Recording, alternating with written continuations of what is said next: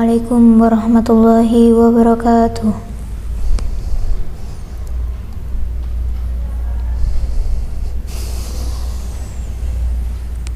A'udzu billahi minasy syaithanir rajim.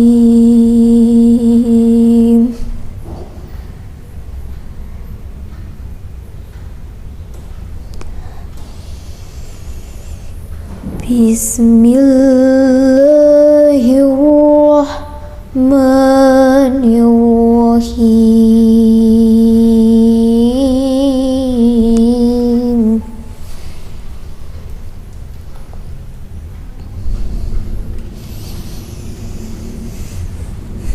Subhanalladzi asra bi'abdihi layla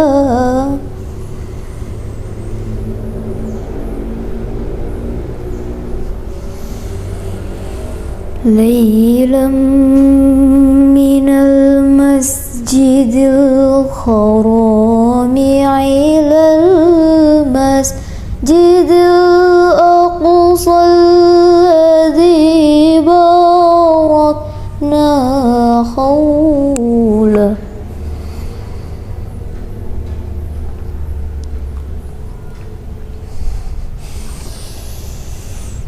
alladzi barakna hawlahu linuriyahu min ayatina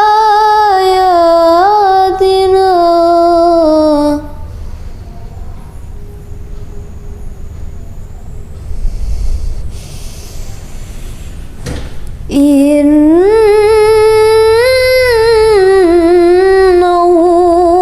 huwas sami'ul basir.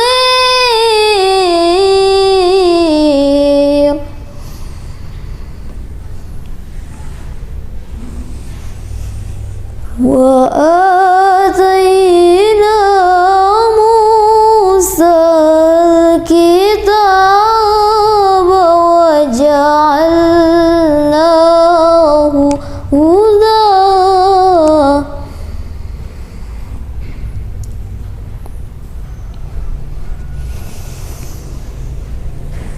hudan li bani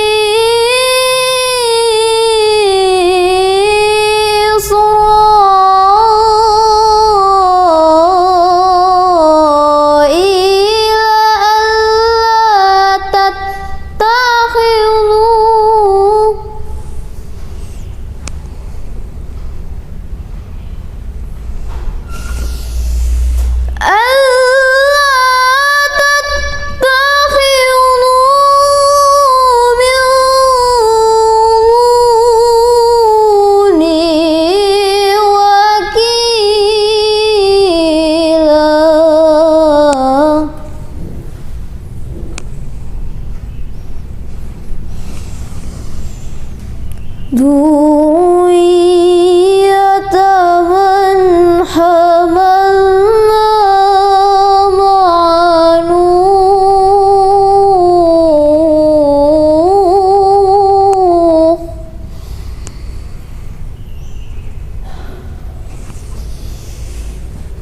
Innahu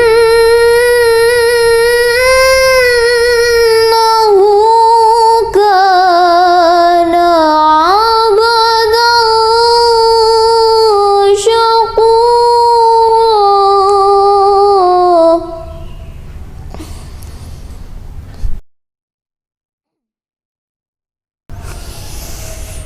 Wa qadayna ila bani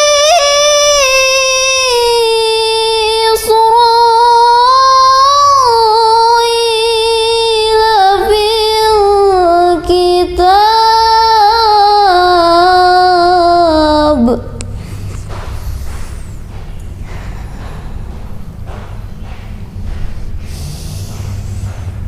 fil kitab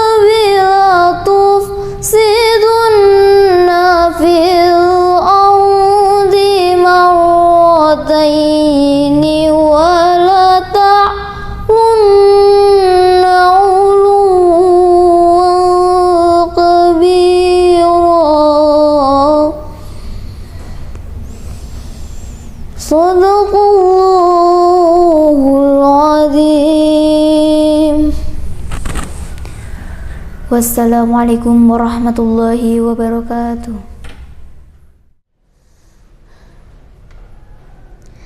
Aku berlindung kepada Allah dari godaan setan yang terkutuk.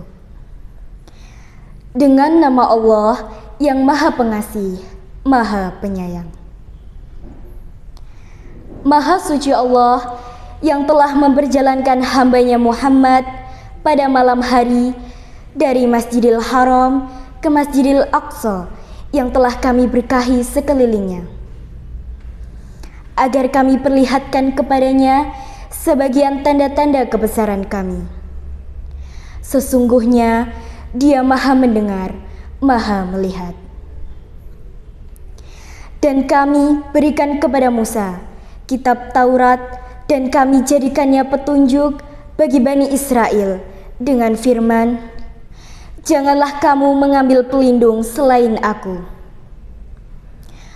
Wahai keturunan orang yang kami bawa bersama Nuh, sesungguhnya dia Nuh adalah hamba Allah yang banyak bersyukur.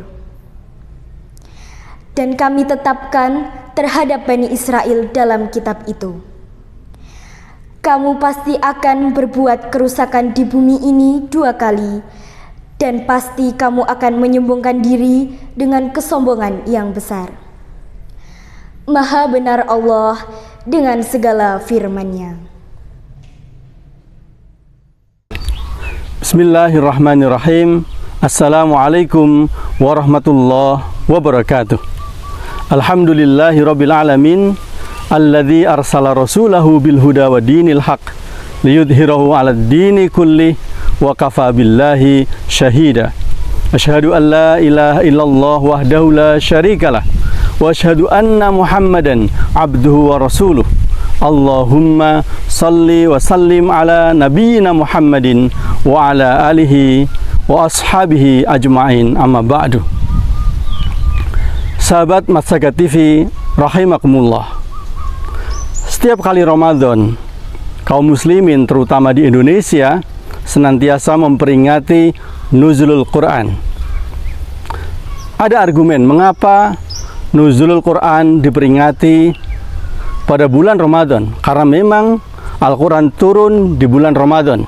Sebagaimana Allah Subhanahu wa taala berfirman, "Syahrul Ramadan alladzi unzila fihil Quran hudal linnasi wa bayyinati minal huda wal furqan." Bulan Ramadan adalah bulan di mana diturunkan Al-Quran. Al-Quran sebagai hudan, sebagai petunjuk, sebagai penjelas, dan sebagai pembeda antara yang hak dengan yang batil. Kemudian ada ayat lain lagi yang secara jelas menjelaskan bahwa Al-Quran itu turun pada bulan Ramadan, yakni pada surat Al-Qadr. Inna anzalnahu fi lailatul qadr. Sesungguhnya kami Allah telah menurunkan ia Al-Quran pada bulan Ramadan, pada malam Lailatul Qadar. Lailatul Qadar hanya terjadi pada bulan Ramadan. Inna anzalnahu fi lailatul qadar. Sesungguhnya kami Allah telah menurunkan Al-Quran pada malam Lailatul Qadar, dan Lailatul Qadar itu terjadi hanya pada bulan Ramadan. Sahabat Matsaka TV rahimakumullah, yang mudah-mudahan kita semuanya dirahmati oleh Allah Subhanahu wa taala. Rata-rata fokus kita itu pada Lailatul Qadarnya. Padahal di situ ada kata inna anzalnahu. Sesungguhnya kami telah menurunkan ia Al-Quran. Jadi stressing kita, fokus kita mestinya bukan hanya semata-mata kepada Lailatul Qadarnya, tapi apa yang diturunkan pada malam Lailatul Qadar itu, yakni Al-Quran. Ada sesuatu yang lebih dahsyat, ya. Kita melihat Lailatul Qadar itu dahsyat, tetapi Al-Quran itu lebih dahsyat lagi. Kenapa? Karena Al-Quran itu adalah kalamullah, yang berguna sebagai hudan, petunjuk, yang berguna sebagai penjelas, yang berguna sebagai pembeda antara yang hak dan batil. Saking dahsyatnya Al-Quran, Al-Quran itu bisa mengubah peradaban. Kita lihat, orang-orang Quraisy itu adalah entitas yang tidak dikenal di dunia. Pada masa itu ada dua entitas besar negara adidaya, yakni Persia dan Romawi. Sementara Arab tidak dihitung, mungkin tidak terbaca di peta dunia saat itu. Tetapi peradaban Islam telah mengubah mereka yang secara budaya mereka itu jahiliyah. Bagaimana tidak jahiliyah? Mereka membunuh anak-anak mereka yang perempuan. Mereka anggap anak perempuan adalah aib. Mereka warisi ibunya ketika ayahnya meninggal. Perzinahan merajalela. Semua kejahatan-kejahatan merajalela. Kemudian Islam mengubah mereka. Mereka yang semula bangsa pagan, bangsa yang menyembah berhala, kemudian mereka diperkenalkan dengan tauhid, dengan menyatukan Allah. Mereka yang semua tidak bermoral, kemudian mereka mendapatkan moral dari apa yang mereka pelajari dari Al-Quran.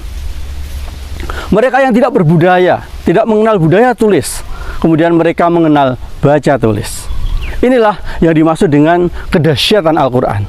Makanya hebat sekali ketika Allah mengatakan, lau anzalna hadzal qur'ana ala jabalin la ra'atahu khasi'an mutasaddian min khasyatillah wa tilkal amsalu nadribuha linnasi la'allahum yatafakkarun.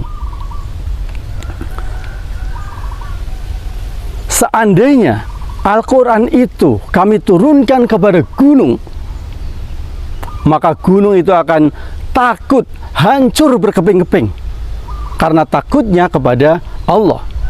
Demikianlah Allah membuat perumpamaan agar mereka berpikir. Menurut seorang ulama dari Andalusia, sekarang Spanyol, yaitu Abu Hayyan al-Andalusi, beliau mengatakan bahwa ayat ini seakan sindiran kepada manusia. Kalau gunung saja yang keras, di sana ada batu-batu keras, besar, dia takut, dia pecah berkeping-keping ketika mendapatkan amanah Al-Quran, karena mereka takut tidak bisa menjalankan hak-hak Al-Quran, mengagungkan Al-Quran. Apalagi manusia yang berakal. Seharusnya manusia lebih berhak, manusia itu lebih layak untuk takut kepada Allah, mengemban amanah besar ini. Itulah dahsyatnya Al-Quran. Yang pertama tadi telah kita sampaikan bahwa Al-Quran bisa mengubah peradaban. Yang kedua, Al-Quran itu akan menjadi rahmat. Sebagaimana di dalam surat Al-A'raf ayat 155 disebutkan, wa hadza kitabun anzalnahu mubarakun fattabi'uh wattaqu la'allakum turhamun. Dan Al-Quran ini anzalnahu, diturunkan ia, mubarakun, sebagai berkah. Fattabi'uh, maka ikutilah ia. Wattaqu, dan bertakwalah kalian. La'allakum turhamun, agar kalian mendapatkan rahmat. Pemirsa Matsyagat TV rahimakumullah, Al-Quran menjadi rahmat, Al-Quran menjadi berkah. Kita lihat Arab Saudi yang tandus, Jazirah Arab yang tandus itu, ketika mereka mengamalkan Al-Quran, mereka menjadi bangsa yang makmur. Padahal mereka bangsa yang kering, tandus, tidak punya apa-apa. Tapi Allah melimpahkan dari buminya minyak yang luar biasa, sehingga mereka menjadi salah satu bangsa terkaya di dunia. Ini sesuai dengan firman Allah, lau anna ahlal qura amanu wattaqau lafatahna alaihim barakatum minas samai wal ard. Seandainya penduduk satu negeri itu beriman dan bertakwa, maka pasti akan kami bukakan rezeki bagi mereka, berkah untuk mereka dari langit dan dari bumi.